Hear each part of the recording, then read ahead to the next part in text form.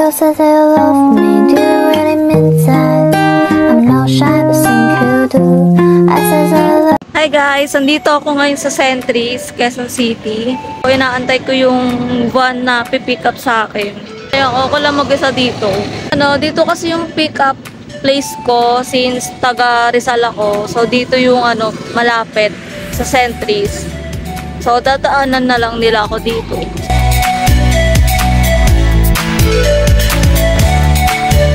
Hi guys, nandito kami saan? Nag-stop over kami dito sa Pampanga. So kakain muna ako kasi nagugutom na ako. Malamang. Tapos, hindi ko na rin pala na-videoan yung ibang kasi tulog ako. Kasi wala pa akong tulog guys. Tapos, ayun lang, parang tulog ako sa van, sa buong biyahe. Kaya, ayun. Tapos, stop over lang dito sa Pampanga. So, 15 minutes lang kami dito.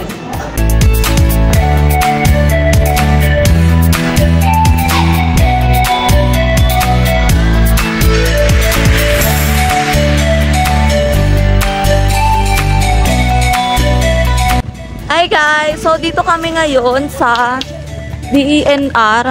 Tapos, pag umakit pala kayo ng Mount Pulag, kailangan nyo pala magpa-medical ng 150 kasi required daw. Yan, kasama ko si ate Maylin. Meron ni ako, Mel, ayun. Din siya, solo journer din. So, hi guys! Ayun, kakatapos ko lang mag-medical. So, hindi ko na siya na-videoan kasi madaming tao din dun sa loob ng clinic.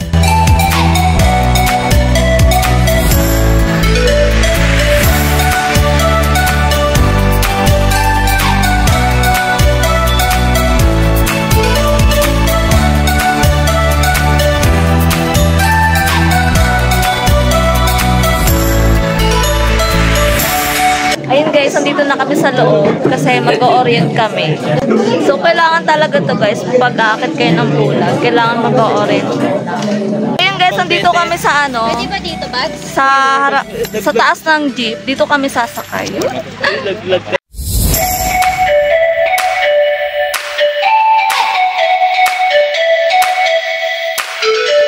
Andito na kami sa accommodation namin or yung transient namin. So, dito, hindi ko na siya na-videoan kasi sobrang antok na din ako. Ayun, natulog muna ako and then tapos na rin kami kumain. Yung food nga pala dito is kasama na siya sa binayaran namin. So, ito yung kwarto namin. Ayan. Simpleng transient lang naman to. So, talagang tutulugan lang namin to ngayon, tapos bukas ng 1, start na ng akit namin. Talagang record talagang may ganito kasi malayo nga naman. Tsaka, ang daming process kapag umakit kayo dito sa Pulag. Basta start time namin is 1 AM ng madaling araw. Yun, watch na lang kayo.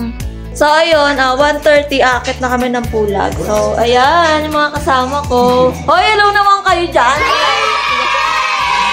So, ayun, 1:30 tapos para maabutan namin yung sunrise. Kaya, ayun, maaga kami aalis. Kapag pupunta ka dito ng Pulag, kailangan talaga naka-bonnet, makapal na jacket, kasi sobrang lamig ngayon. So, alam ko na sa 15 degrees Celsius yung Sa Baguio yun, ewan ko lang kung dito sa Pulag, kasi magkaiba yung nila, temperature.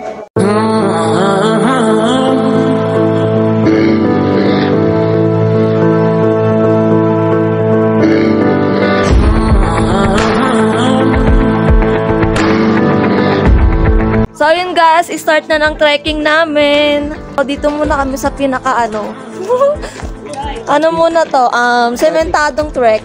Starting point. Starting point. Ayun, dilim na, di na kaya.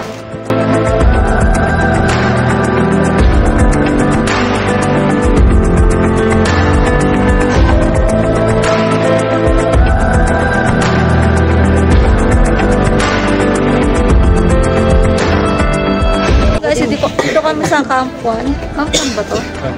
Ayun, so stop over muna kami. And dito na kami sa part guys na medyo makipot na yung daan. Tsaka na siya, patirik na. Patayin mo yan.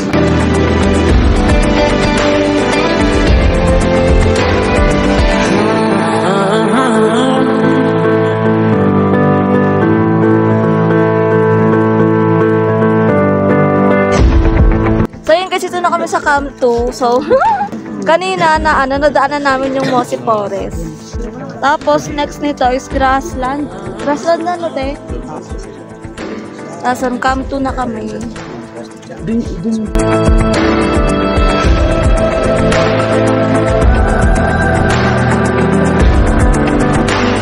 So, yun guys, dito na kami sa Grassland.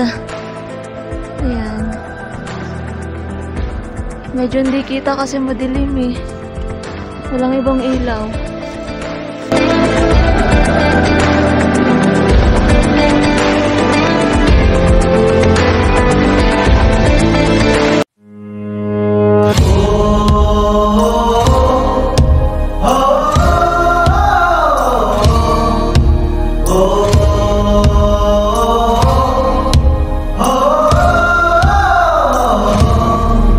Ipanumpa kong ditikabian ug pagahugtan ko ang tanan. Ipanumpa kong digyo ko mubuhi ang kinabuhi ko kanino lang.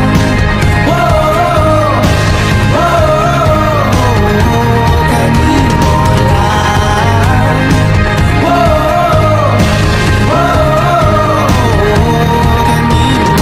Saksi ang langit sa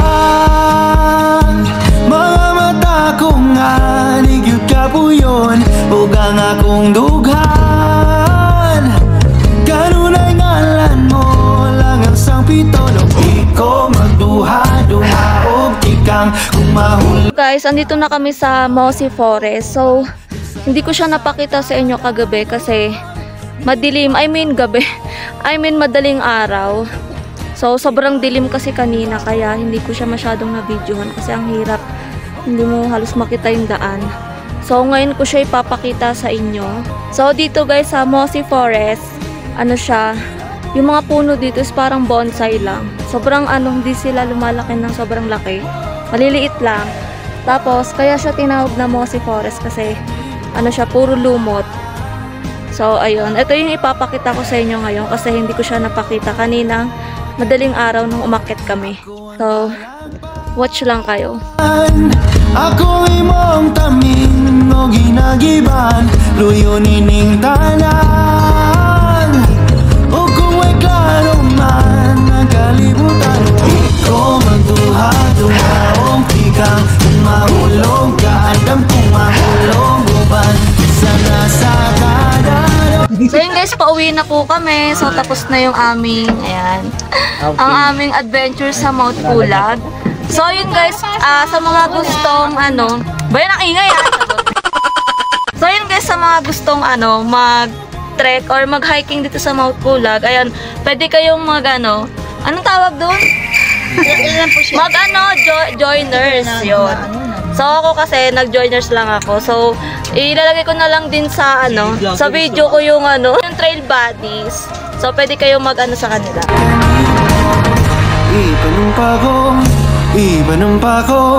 Ipanumpa kong ditikabihan. Mag-inquire kung magkano yung Mount Pulag. Pero ako guys, ang binayaran ko is 4,500. So kasama na dun yung yung DNR fee, tapos yung accommodation, pagkain, tsaka yung yung bayad sa van, syempre yung transportation. So ang talaga budget ko is 6K. So ang hindi lang kasali dun sa 4,500 yung yung tawag doon yung medical, so 150 yun. Tapos client certificate ba? 50 pesos. So yun lang yung mga babayaran nyo. Guys, see you on my next vlog guys. Don't forget to subscribe to my YouTube channel, sa Facebook at saka sa TikTok. So yun lang, bye!